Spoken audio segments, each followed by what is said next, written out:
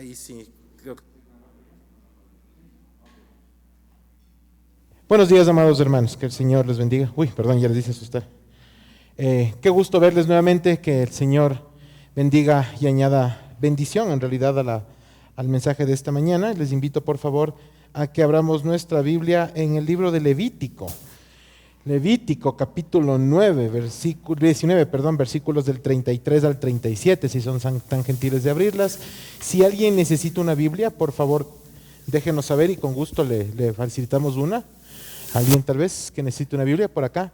Panchito, si eres tan gentil. 2 personas, por favor, con gusto. Se cayó.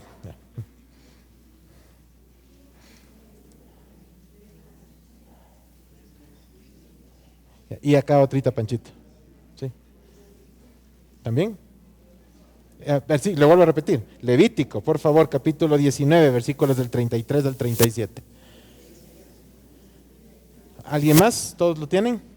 Listo, en reverencia a la palabra del Señor les invito a que por favor nos pongamos de pie para dar lectura al capítulo 19 del libro de Levítico, versículos del 33 al 37. Y dice la preciosa palabra del Señor: Cuando el extranjero morare con vosotros en vuestra tierra, no le oprimiréis. Como a natural de vosotros tendréis al extranjero que more entre vosotros, y lo amarás como a ti mismo. Porque extranjeros fuisteis en la tierra de Egipto, yo Jehová vuestro Dios. No hagáis injusticia en juicio, en medida de tierra, en peso, ni en otra medida. Balanzas justas, pesas justas y medidas justas tendréis.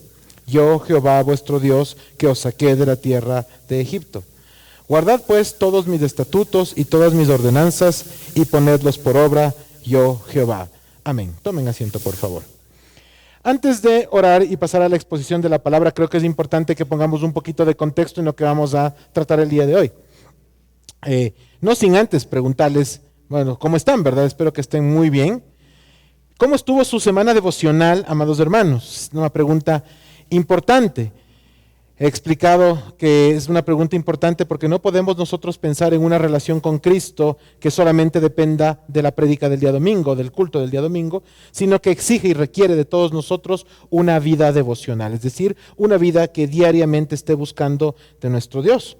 Seguiremos orando para que la vida devocional de cada uno de nosotros no solo esté bien, sino que sea maravillosa y que cada día vivamos la intimidad en el Señor como un paso necesario hacia la eternidad que viviremos a su lado. Quisiera iniciar esta parte introductoria del mensaje de esta mañana con una pregunta sencilla. ¿Ha sido usted alguna vez extranjero en algún lado? ¿Alguna vez ha estado en un lugar fuera del país? Seguramente la mayoría de ustedes ha estado en algún momento fuera.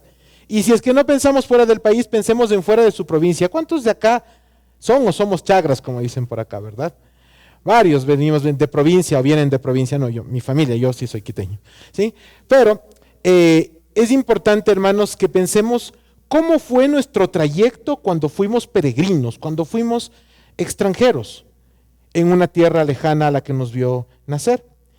¿Recuerdan ustedes cómo fue esa primera sensación al llegar a ese lugar extraño? Y no pensemos por un momento solamente en las vacaciones. Bueno, por ahí uno sabe que se va un par de semanas y regresa. Quizá algunos de ustedes vivieron en otros lados, ¿sí? Estuvieron en otro lugar por periodos de tiempo extensos. Yo recuerdo nuestra hermana Janet estuvo algún tiempo fuera, en una cultura además diametralmente diferente a la que nosotros tenemos acá expandiendo el Evangelio.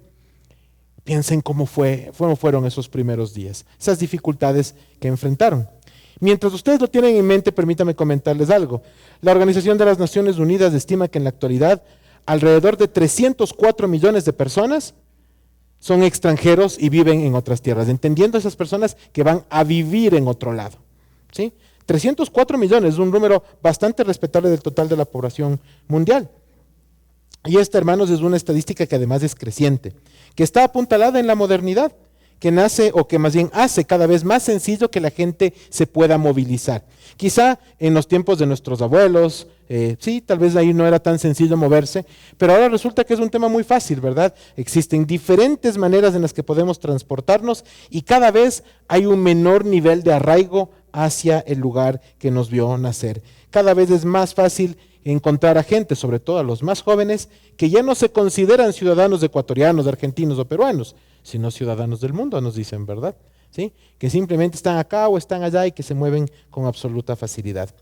Quisiera, hermanos, ¿sí?, que pensemos en esto y que si hay hermanos acá, que de hecho los tenemos por la gracia del Señor, que son extranjeros, evalúen su experiencia acá en el Ecuador, así como quienes ustedes pudieron vivir en algún momento en otro lado, también puedan evaluar esa experiencia.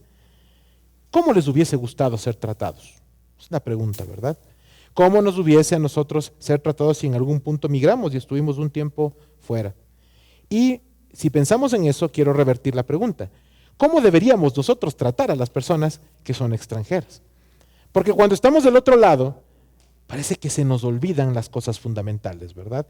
El tema de la hospitalidad, no solamente como un deber cristiano, sino también como un don espiritual, que es importante entender. El pasaje bíblico de esta mañana es una invitación a evaluarnos a nosotros mismos en cuanto a nuestra forma de proceder como cristianos para con otras personas, en especial con aquellos que nos visitan, no solamente desde otras latitudes, sino aquí en nuestro templo, en esta iglesia. Déjeme contarle que San Marcos tiene una riquísima historia de hermanos y hermanas que han sido parte de esta congregación y que fueron extranjeros por muchos años viviendo en el Ecuador. Muchísimos misioneros pasaron por las sillas en donde usted está sentado en este momento. Alemanes, norteamericanos, japoneses, holandeses, noruegos, por mencionar algunos, y seguramente olvidaré la mayoría. Es interesante, hermanos, entonces entender que esta situación particular que San Marcos siempre ha tenido, nos ayudó a generar un corazón de bienvenida y de apertura a la gente, que es el mismo corazón que nosotros deberíamos mantener hasta hoy, independientemente de quién llegue o de dónde llegue. Quiero invitarle a que oremos en este momento para pedir al Señor que nos dirija en este estudio de la palabra y que seamos redargüidos para poder hacerlo como Cristo quiere que lo hagamos. Oremos. Padre de gloria, gracias por darnos la bendición de tener este tiempo especial de predicación de tu palabra, Señor, en donde a la luz de lo que tú tienes y lo que escribiste, Señor, de lo que tú mandaste escribir más bien, tenemos o anhelamos verte a ti. Queremos ver tu voluntad, queremos seguir tus pasos. Señor, por favor, fortalécenos para hacer las cosas como tú quieres que las hagamos. Y por favor, desde ya, perdónanos porque sabemos que no lo hemos hecho. Gracias, Padre, por la libertad de poder escuchar tu palabra en esta mañana. Que tu nombre, oh Dios, sea glorificado. En Cristo Jesús. Amén y amén.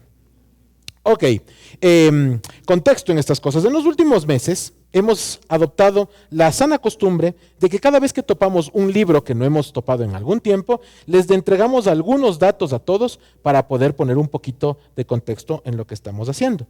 Quizá lo hemos hecho, usted lo ha notado, pero no le hemos explicado por qué. ¿Sí? Y creo que es importante que usted lo sepa en esta mañana.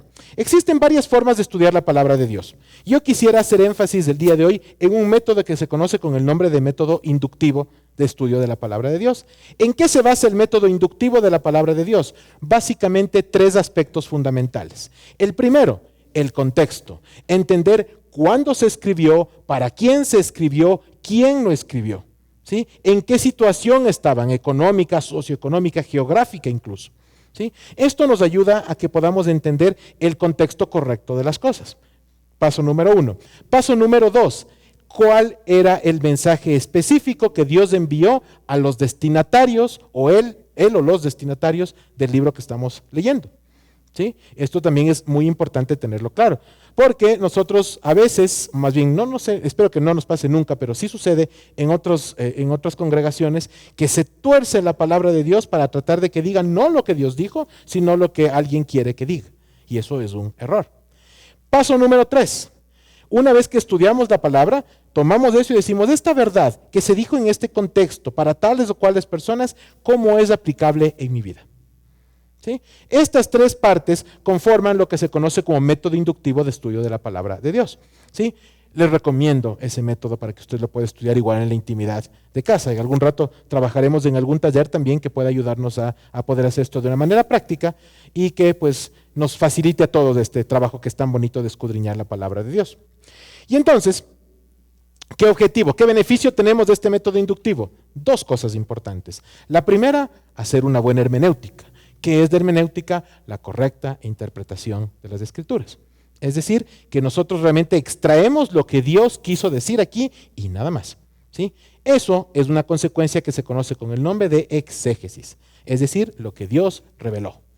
¿Sí? ¿Y evitar qué? ¿Qué es lo que queremos evitar? La eisegesis. ¿Qué es la eisegesis? El que yo trate de hacer que la palabra de Dios diga lo que yo quiera y no lo que Dios dijo que era.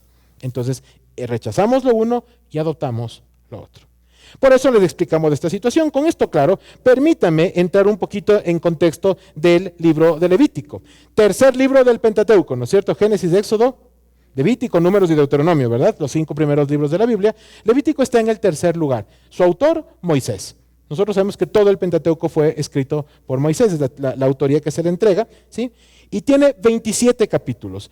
¿De qué se trata? ¿Qué es lo que está topando en realidad este libro de manera puntual? Yo quisiera resumir este asunto básicamente en tres niveles, ¿verdad? Siendo el punto macro, como su nombre lo indica, Leví, que viene de la tribu de los sacerdotes, la parte del culto público. Esa es la parte fundamental de este libro, ¿sí? Da todos los detalles de cómo Dios quería que se le adore, ¿sí? Vestimenta, tiempos, formas y demás de una manera muy clara, ¿sí? Eso es extremadamente importante de tener claro en realidad, ¿verdad? Porque tenemos que entender de qué se trata el libro para no perdernos en este asunto, ¿sí? En segundo lugar, ¿sí? Vamos a encontrar las famosas leyes de pureza. Es decir, cómo debía comportarse la gente que atendía el culto público, la gente que ministraba en el culto público. Esto también es importante dentro de la ley, ¿verdad? De aquel tiempo y que también tiene aplicaciones para nosotros hoy. Y finalmente, la santidad que Dios espera de su pueblo, ¿sí? Porque esto tiene que tener alguna consecuencia aplicable para todos, ¿verdad? Y esta sin duda es justamente esa santidad de la que estamos hablando en este momento. Sí, y ese es este último punto en donde vamos a centrarnos justamente en el mensaje de esta mañana.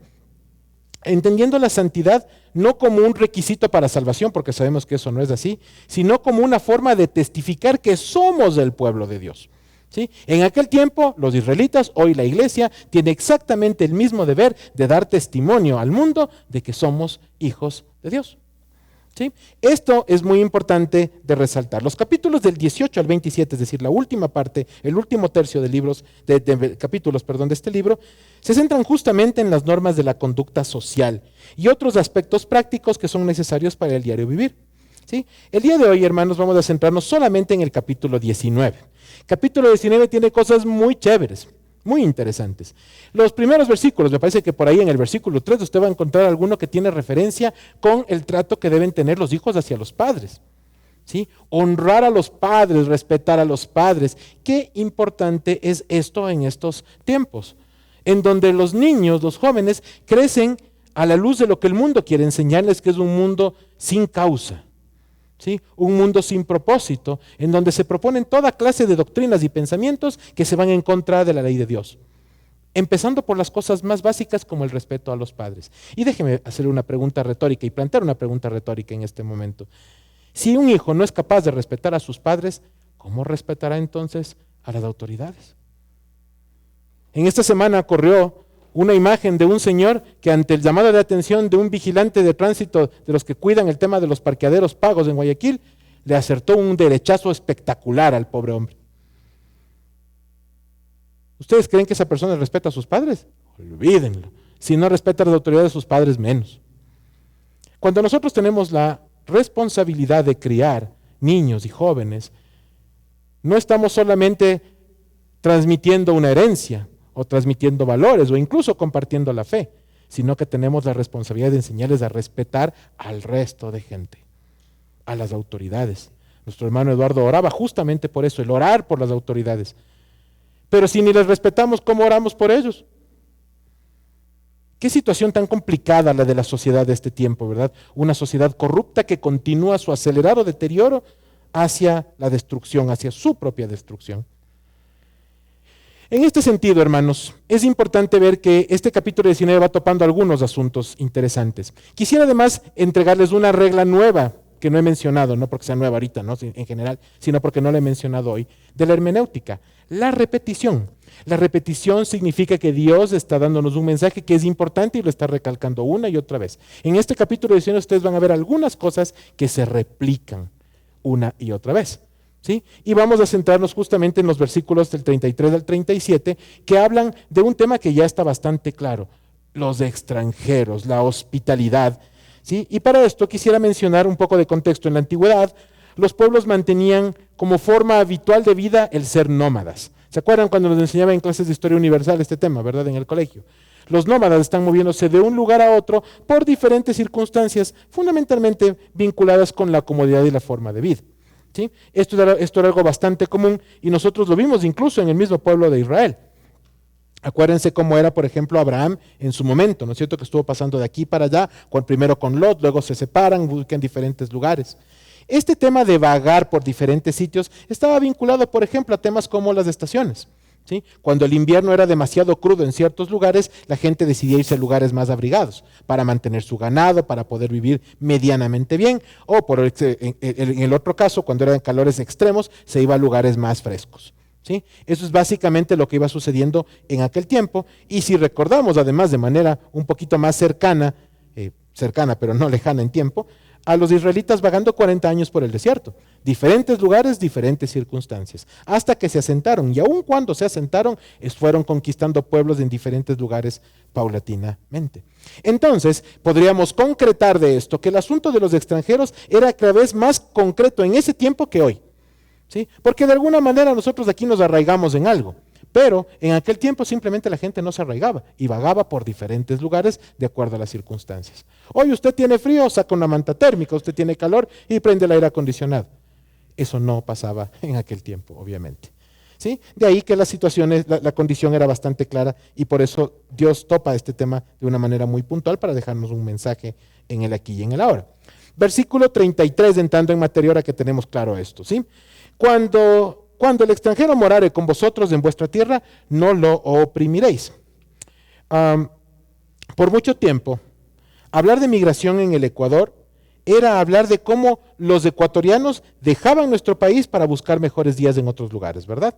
¿Sí? Sobre todo, recordarán los que están con más o menos unos 30 añitos para arriba, la gran migración de finales del siglo pasado, ¿verdad? Finales de los 90, inicios de los 2000, con la crisis financiera hubo un éxodo importantísimo de ecuatorianos hacia otros lugares. La mayoría de nosotros tenía algún familiar conocido o cercano que migró por esa situación. ¿Sí? Esa es una realidad certera. Pero con el correr del tiempo y debido a otras circunstancias que no vale la pena mencionar hoy, esto ha ido cambiando y el Ecuador dejó de ser solamente un país de origen para ser ahora un país de tránsito y también un país de destino migratorio. ¿Sí? Ahora pasa lo que no sucedía hace 26 o 27 años. Nosotros recibimos una importante migración de otros países. Actualmente, casi el 5% del total de la población ecuatoriana y que está aquí, que la población que vive en el Ecuador, es extranjera. ¿Sí? Es extranjera. Y esto es un dato no menor y es importante. ¿Cuánto representa ese 5%? Aproximadamente alrededor de 800,000 personas. ¿Sí? Es un dato importante. Ese grupo está compuesto, solamente para mencionarlo, por básicamente dos nacionalidades más importantes. El 40% de esos 800,000 personas son personas que vienen de nuestra hermana nación de Venezuela y un 25% de la hermana nación de Colombia. La diferencia está dividida en otras nacionalidades, ¿verdad? Hace unos días que tuvimos la posibilidad de tener un tiempo en familia de descanso, encontramos personas que vendían cosas que venían de Pakistán, de la India, cosas que no habíamos visto antes. ¿Sí? Pakistaníes, indios que estaban vendiendo cosas para sobrevivir acá en el Ecuador también. Y es que esa es la naturaleza del mundo. Cada vez vemos a más personas que vienen de otros lados. Con esta precisión, el versículo 33, originalmente destinado a exhortar al pueblo judío, se convierte en una exhortación vigente para cada uno de nosotros, entendiendo que el fenómeno de la migración no puede ser visto nunca como un espacio para abusar, sino por el contrario, un espacio para bendecir a los hermanos.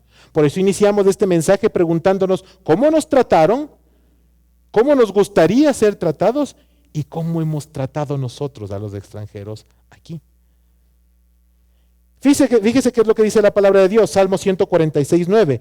El Señor, refiriéndose a Dios, protege a los extranjeros, cuida a los huérfanos y a las viudas. Los pone al mismo nivel. Lo pone al mismo nivel. Mateo 23:35. Porque tuve hambre, dice el Señor Jesucristo en una de sus parábolas, y me disteis de comer. Tuve sed y me disteis de beber. Fui forastero y me recogisteis. Forastero igual extranjero, es una palabra sinónima. ¿Por qué tomo estas dos porciones? Porque déjeme decirle que hay muchas más. Porque tanto en el Antiguo Testamento como en el Nuevo Testamento tenemos un llamado claro a abrir los brazos y a cuidar de las personas que por A o B razón han tenido que dejar su lugar natal para buscar otro futuro lejos de él. Vemos con claridad que este especial cuidado, hermanos, no está circunscrito ni a un tiempo ni a un lugar, sino que debe ser una práctica recurrente en la vida de todo creyente. Todos y cada uno de nosotros debemos aprender a vivir la hospitalidad. Versículo 34. ¿Qué es lo que debemos sí hacer? Tratarles como a un natural, dice, de vosotros. Tendréis al extranjero que more de esa forma entre vosotros, y lo amarás como a ti mismo, porque extranjeros fuisteis en la tierra de Egipto, yo Jehová vuestro Dios. La relación que debemos mantener entre locales, por definirlo de alguna forma, y extranjeros, debe sustentarse sobre una sola base: el amor. Ese amor que es el mismo amor que Dios derramó por nosotros y que tenemos la obligación de compartir con los demás. La carta a los Romanos capítulo 13 versículo 9 dice: porque no adulterarás, no matarás, no hurtarás, no dirás falso testimonio, no codiciarás, y cualquier otro mandamiento en esta sentencia se resume: amarás a tu prójimo como a ti mismo. Fíjense que el versículo 34 y Romanos 13:9, ¿sí?, nos habla básicamente de amar a los extranjeros como a nosotros mismos, ¿sí?, dice Levítico, y Romanos dice a nuestro prójimo como a nosotros mismos. ¿Qué podemos sacar de esto, de esta conclusión matemática? Si A entonces B y B entonces C, A entonces C también. Me explico. Si hablamos nosotros de que debemos amar al prójimo como a nosotros mismos y amar a los extranjeros como a nosotros mismos, los extranjeros son parte de nuestro prójimo. Porque el mandato es exactamente el mismo: amarles como amamos a nuestro propio ser. Este versículo, hermanos, refiriéndome a Levítico, es una paráfrasis del gran mandamiento del Señor Jesucristo de amar al Señor nuestro Dios sobre todas las cosas y a nuestro prójimo, una vez más, como a nosotros mismos. Esto está en Mateo 22, versículos 38 y 39. Y si usted quiere ver más citas respecto al cuidado especial que Dios nos manda a tener sobre los hermanos que vienen de otros lados, Gálatas 5:14, Santiago 2:8, que usted los puede apuntar y revisar en su casa más adelante. Para resumir con claridad, como les dije antes, los hermanos extranjeros son parte de nuestro prójimo. Así de simple. Esta afirmación es de tanta importancia que se repite en varias porciones bíblicas, como lo acabamos de ver en este instante, y no se puede obviar, sino que por el contrario se convierte en algo de obligatorio cumplimiento para todos. Y es ahí donde nosotros tenemos que sentarnos a ver cómo lo hemos estado haciendo. La frase con la que cierra el versículo 34 también es llamativa, ¿no es cierto? Yo Jehová, y dice exactamente, ¿verdad? Déjeme ser fiel en este tema: yo Jehová vuestro Dios. Que ustedes además la van a ver repetirse en más ocasiones más adelante, y si es que ustedes estudian hacia atrás del capítulo 19, la van a ver más veces todavía. ¿Por qué hay esta frase aquí? Como en algún momento nosotros les explicamos, no hay nada en la palabra de Dios que esté ahí para rellenar, porque alguien tenía que poner algo o porque le parecía una buena idea. Todo lo que está en la palabra de Dios tiene un propósito, no hay punto y coma que estén ahí por nada. La frase, yo Jehová vuestro Dios, en realidad le da fondo a todo lo que se afirmó como una instrucción que está sustentada en la mismísima santidad de Dios. En otras palabras, hagan esto como yo Jehová vuestro Dios lo he enseñado, como yo lo he hecho, como yo lo he mandado. Cada vez que usted encuentre esta frase después de una oración, esa oración que le precedió es un mandato divino. Así de claro. Por lo tanto, nosotros no podemos pensar que esto solamente es una tarea cristiana pequeña, sino que es un mandato que debemos llevar adelante en todas las cosas que nosotros hagamos y en todas las relaciones que de esta naturaleza podamos manejar. La palabra de Dios nos dice que nosotros debemos aprender a ser santos como Dios es santo. Cuando dice yo Jehová vuestro Dios, está haciendo alusión exactamente a su santidad. Y en este caso nosotros no podemos olvidar el mandato que tenemos de emular la santidad de Dios, de la manera en la que Él quiere que lo hagamos. Versículos 35 y 36. No hagáis injusticia en juicio, en medida de tierra, en peso, ni en otra medida. Balanzas justas, pesas justas y medidas justas tendréis. Yo, Jehová vuestro Dios, que os saqué de la tierra de Egipto. Desde el principio y como consecuencia del pecado, hermanos, la vida del hombre se ha convertido en un espacio para generar trampa. Dice el mundo, echa la ley, echa la trampa, debe haber escuchado eso un montón de veces, ¿verdad? Por ahí. Es un dicho bastante conocido. Y tristemente es bien cierto. Es muy cierto. De ahí que orar como oramos hace un momento, pidiéndole a Dios que sea Él el que nos ayude a evitar los caminos cortos y a evitar las ganancias rápidas, peligrosas y por lo general ilegales, para buscar la bendición de Dios como la fuente exclusiva de nuestro sustento. Que todo lo que recibamos provenga sanamente de Dios y que pueda ser usado y administrado sanamente, santamente para su gloria. Ese es el mensaje de todo esto. Pero resulta que el ser humano no quiere vivir así. Quiere atajos, quiere caminos cortos, quiere enriquecerse rápidamente. Déjeme compartirle algo que dice la gestión de riesgos, si es que usted alguna vez lo ha estudiado en alguna de sus tareas habituales. A mayor rendimiento, mayor riesgo. Cuando usted encuentra a alguien que le ofrece una tasa de interés altísima, déjeme decirle que hay un nivel de riesgo implícito mayor. ¿Sí? Y es ahí donde la parte financiera fluye, ¿verdad? En mi caso. Es interesante y llamativamente peligroso ver cómo en el Ecuador caemos una y otra vez bajo el mismo precepto de querer buscar ganancias extraordinarias en poco tiempo. ¿Se acuerda usted del notario Cabrera? El caso del notario Cabrera, por eso lo hablo, es público, ¿verdad? Por eso no tengo problema en repetirlo. ¿Qué ofrecía el señor Cabrera? Tráigame usted el dinero y yo le voy a pagar el 10% mensual por su inversión. En matemáticas simples y sin complejidades, estamos hablando de un rendimiento anual del 120%. ¿Sabe quién paga eso? El narcotráfico paga eso. La trata de personas paga eso. Por mencionar un par de ejemplos. Fuentes ilícitas de recursos. Pero ¿sabe qué es lo más triste? No que exista la oferta. El problema es que existe la demanda. ¿Cuántas personas se fueron a endeudar en el sistema financiero para invertir el dinero donde el notario Cabrera? Por montones. Y luego salieron a reclamarle al Estado por el perjuicio ocurrido. No nos damos cuenta, hermanos, que esto no es un asunto del mundo y coyuntural, nomás es un asunto del corazón humano, que no anhela, codicia, quiere nutrirse de este tipo de ganancias ilícitas y rápidas. Claro, pues, decía alguna persona que yo conocí en esto, ¿de qué me acusas? ¿Quién no va a querer un rendimiento de semejante naturaleza? Claro, ¿a qué costo? Déjeme decirle además que en el caso del notario Cabrera lo que él hacía es lo que financieramente se conoce como una piramidación de capitales. ¿Sí? Es decir, cogía lo que el uno le daba y le prestaba al otro hasta que algún rato se acababa la plata y después tenía que volar. Todos sabemos cómo terminó el notario Cabrera. Pero el punto aquí, hermanos, es que hay otras personas que siguen ofreciendo los mismos negocios y que no piramidan, transan, venden droga, venden personas, hay un tráfico de órganos. En los últimos días, en las últimas semanas en el Ecuador, ¿se han dado cuenta que han empezado a desaparecer jóvenes, hombres y mujeres? ¿Sí? Y resulta que hace una semana y unos días desarticularon una banda de trata de trata de personas, sí, que les ponían unos sellos y unas cosas a las mujercitas y en el caso de los hombres vendían sus órganos. Esa es la sociedad en la que nosotros estamos viviendo ahora. Pero esas personas tienen negocio porque hay quien les invierte. Porque hay quien quiere tener esas ganancias. A mí con que me paguen lo que dicen no me importa que hagan con ese dinero. Yo he escuchado esa frase más veces de las que quisiera aceptar. Qué triste frase.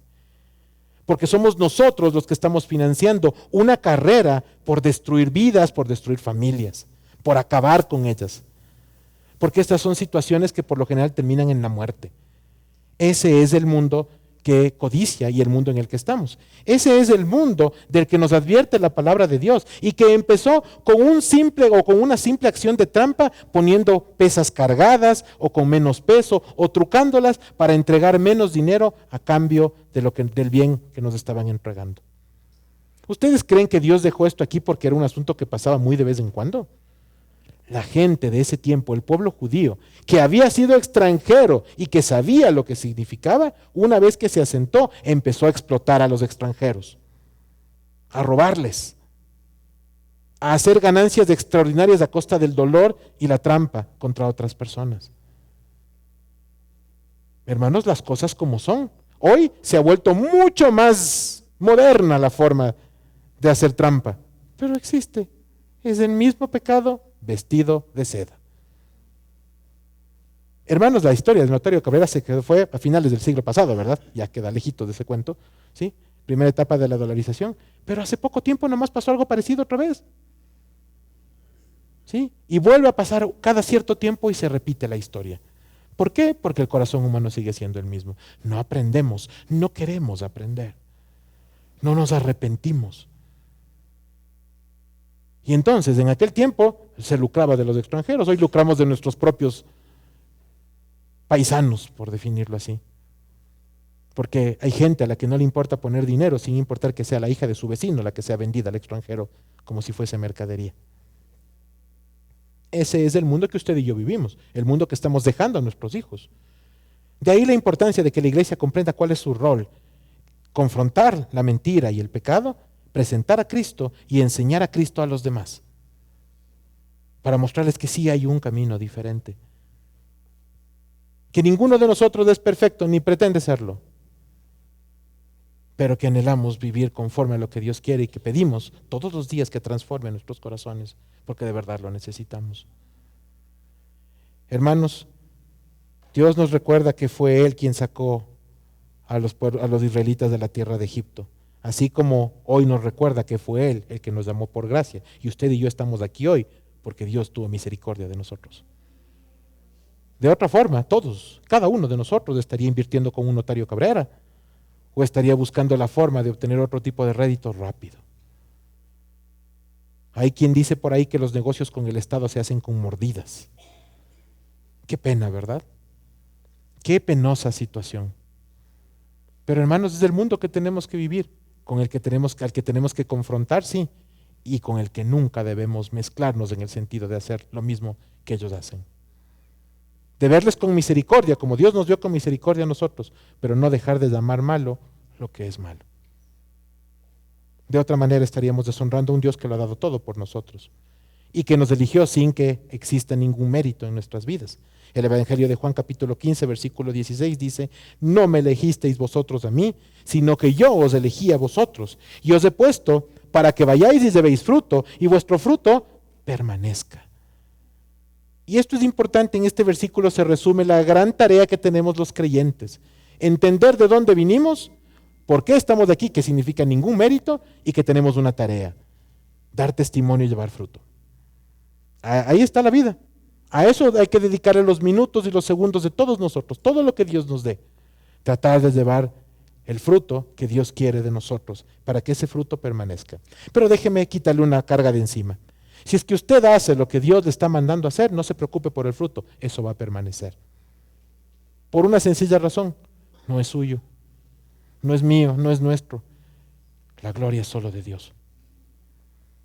Entonces, esta advertencia en nuestro tiempo se resume en recordar nuestra antigua condición de pecadores condenados, para que recordemos que el amor y la misericordia nos convirtieron en pecadores redimidos.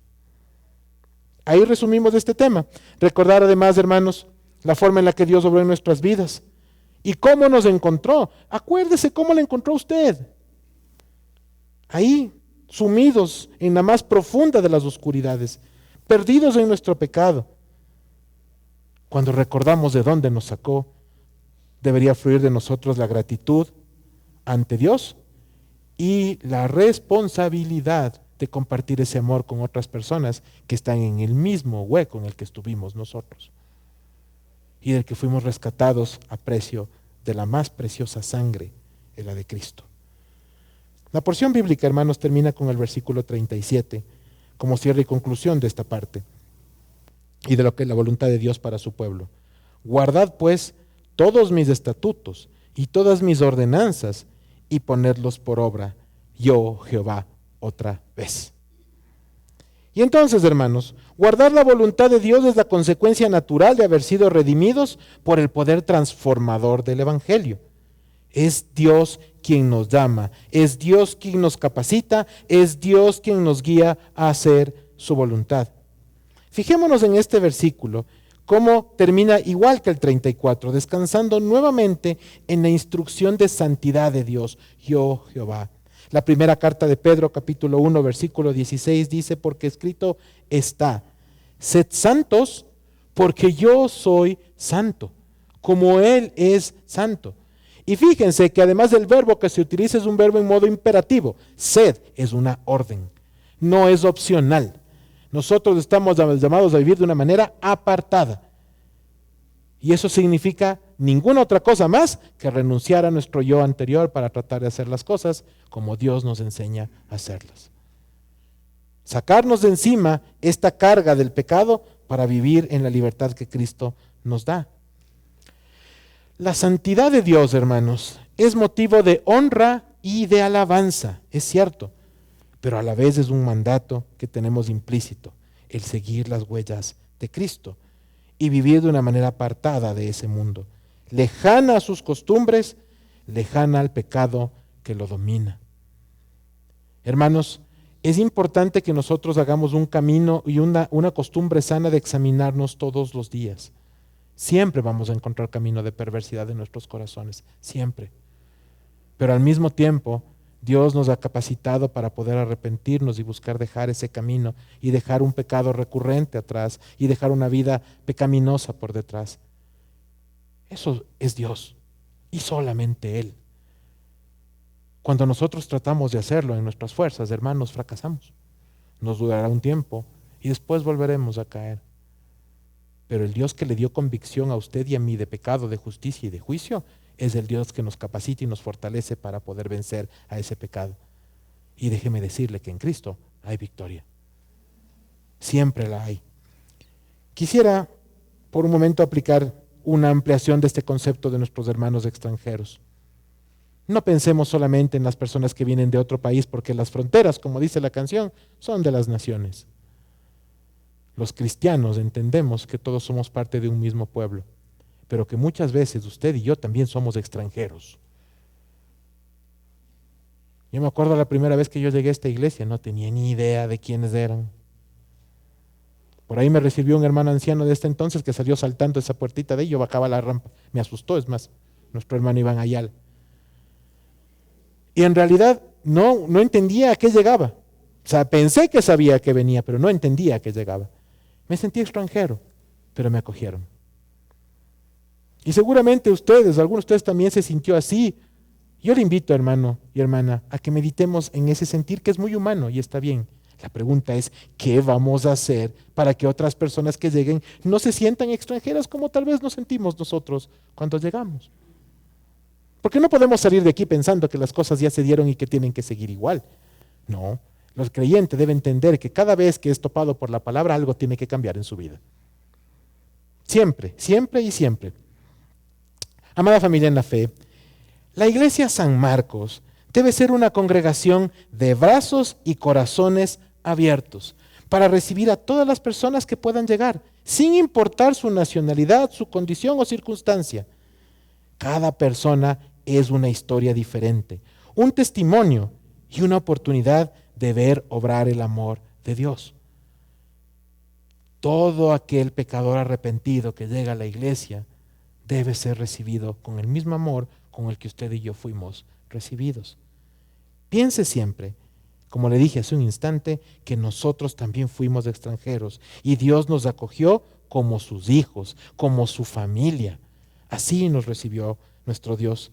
Los brazos del Maestro siempre han estado abiertos para recibirnos y esa es una invitación para que cada uno de nosotros haga lo mismo. La hospitalidad es un don espiritual, como lo mencionamos también, que consiste, hermanos, no solamente en recibir a las personas, sino primordialmente reflejar el amor de Cristo como el emblema y estandarte de nuestra fe. Esta es una tarea difícil. El Evangelio de Juan, capítulo 13, versículo 35 dice, en esto os conocerán que todos sois mis discípulos, si tuvierais amor los unos con los otros. ¿Por qué les digo que es una tarea difícil? Porque nos cuesta, porque el corazón de carne no es así. Pero hermanos, no nos hemos dado cuenta que todo lo que vale la pena nos cuesta. Lo que realmente vale la pena. Y cuando nosotros hablamos de seguir el ejemplo de Cristo, eso valió toda la pena del mundo porque costó sangre, la sangre divina del Señor. Y es justamente ahí donde nosotros descansamos hoy. Y es ahí donde debemos dejar que descanse nuestro mensaje de esta mañana. Llámense, visítense, reúnanse y compartan juntos la vida de este precioso cuerpo, hermanos. Pues para los creyentes, la iglesia no es el lugar que visitamos los domingos, sino la comunidad de la que formamos parte el 100% de nuestras vidas. Fíjese dónde está. Ahí están los hermanos que por lo general están sentados hasta en el mismo lugar. Le digo a usted, ¿usted sabe el nombre del hermano o hermana que está sentado a su lado? Claro, es mi esposa, mi esposo. No piensen eso, piensen los demás. Vamos a ponerlo un poquito más difícil. Si no lo sabe, tranquilo, tranquila. Yo le invito a que usted se acerque a quien está delante, a quien está atrás al finalizar el culto, se presente, le dé un abrazo. ¿Quiere que le cuente algo más? Aquí sentados entre ustedes hay al menos 2 o 3 personas que me dijeron que se quedaron en esta iglesia porque un hermano o una hermana les dio un abrazo cuando llegaron. Un abrazo. Solo un abrazo. No fui yo, por cierto, no fui yo. Hermanos, quiero invitarles a que hagamos de esto algo práctico. Y el templo. Este templo que Dios nos ha dado debe ser el espacio en donde recibamos a todo aquel que llegue buscando del Señor. Hagamos sentir a las personas como si fuésemos amigos de toda la vida, transmitiendo el mismo amor con que Cristo nos recibió. Es nuestra oración como cuerpo, como iglesia, hermanos, que la hospitalidad sea un emblema para este cuerpo y una muestra real del amor de Dios en nuestras vidas hacia los demás. Hermanos, la palabra de Dios está para exhortarnos. Tal vez no lo hemos hecho. Pidamos perdón por eso y hagámoslo desde el minuto 0. No salgamos de aquí sin abrazar a alguien. Nunca sabemos cómo un abrazo, una oración va a transformar la vida de otra persona porque no sabemos con qué cargas llegó. No sabemos. Pero ese abrazo, ese cariño que usted le va a dar, va a hacer la diferencia en la vida de esa persona hoy, aquí, en este momento. Y en lo demás, hermanos, demos ejemplo al mundo de que la comunidad de Cristo vive en amor. Y pidamos perdón si no lo hemos hecho. Porque sabemos que no. Pero no nos quedemos solamente dándonos golpes en la espalda. Cambiemos algo. Hagamos algo distinto. Que el Señor nos dirija a vivir hospitalariamente siempre. Oremos. Padre de gloria, gracias, Señor, por darnos la bendición de poder tener este tiempo en donde ciertamente, Señor, hemos visto que fallamos tanto, Padre, y que hay mucho por aprender y por hacer. Yo te pido que nos ayudes a dar pasos pequeños pero firmes. Por favor, Padre, necesitamos aprender a buscar y reflejar el amor hacia los demás. Señor, perdónanos porque ciertamente no lo hemos hecho. Nosotros, San Marcos, hemos pecado, y es verdad. Y arrepentidos, Señor mío, hoy te pedimos que nos ayudes a vivir de una manera distinta. Permítenos hacer cambios desde ya, desde este minuto, para recibir, para abrazar, para acompañar, para caminar, para vivir las mieles de la relación en Cristo que tú nos has enseñado. No es algo que nazca del corazón del hombre, sino que es algo divino porque viene de ti. Que tu nombre, oh Dios, sea glorificado en nuestras vidas y que desde aquí en adelante nuestros brazos y nuestros corazones estén abiertos siempre para los demás. En Cristo Jesús. Amén y amén.